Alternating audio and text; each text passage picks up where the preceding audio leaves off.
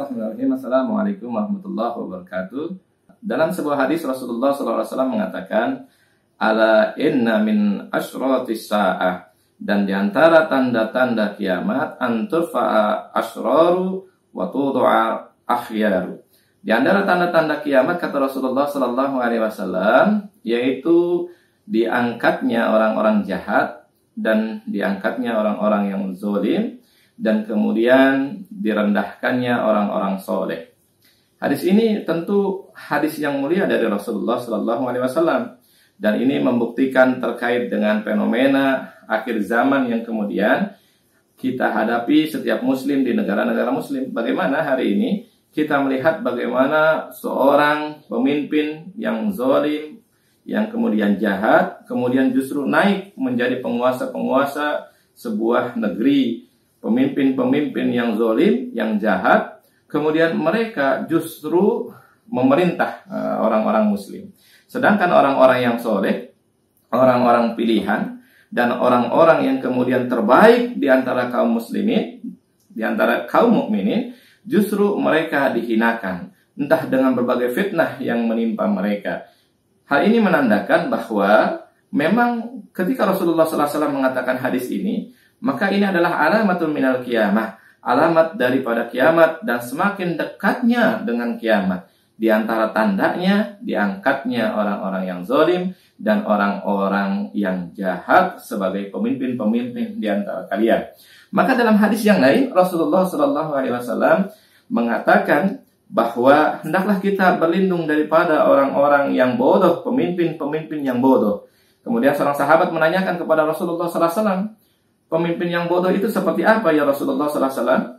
Maka Rasulullah SAW kemudian menjawab, pemimpin-pemimpin yang bodoh adalah pemimpin-pemimpin yang menjauh dari petunjukku dan kemudian mengabaikan sunnah-sunnahku, dan kemudian dia mengangkat orang-orang zalim sesamanya sebagai pemimpin di antara mereka. Barang siapa di antara kita kemudian kita tidak membenarkan kedustaan-kedustaan mereka, terus kemudian kita tidak mendukung segala bentuk kezaliman yang mereka lakukan, maka kata Rasulullah SAW, dia termasuk golonganku dan aku bagian daripada dirinya. Dan kemudian orang-orang yang berbuat seperti itu dirindukan oleh Rasulullah SAW untuk dekat dengan telaganya Rasulullah SAW.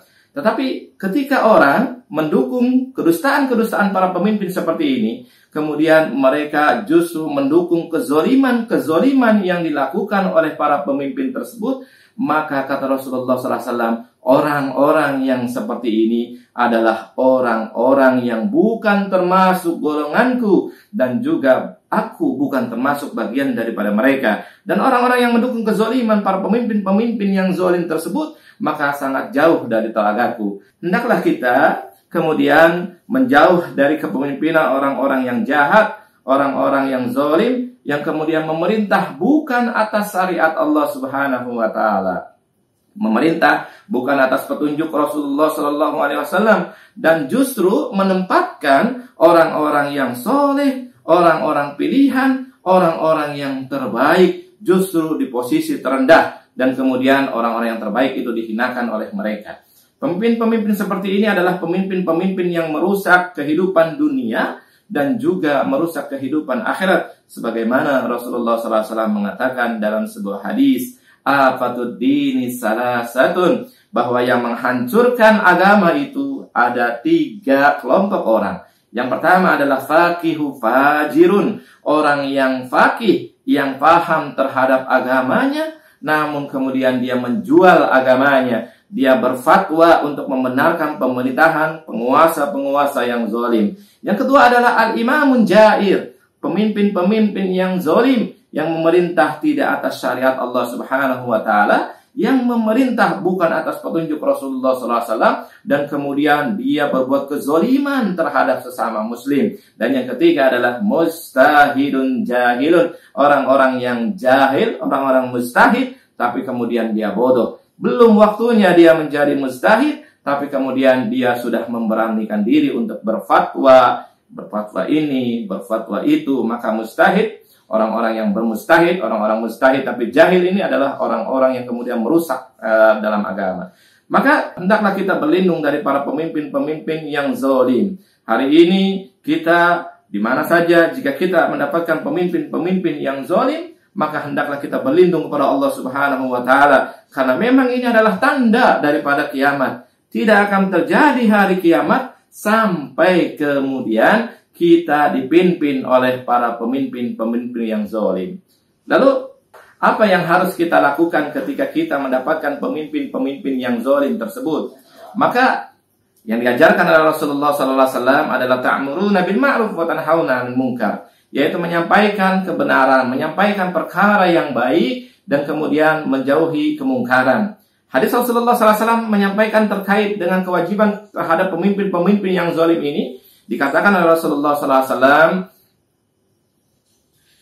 Afdalul jihad kalimatul haqqin 'inda sultan jair.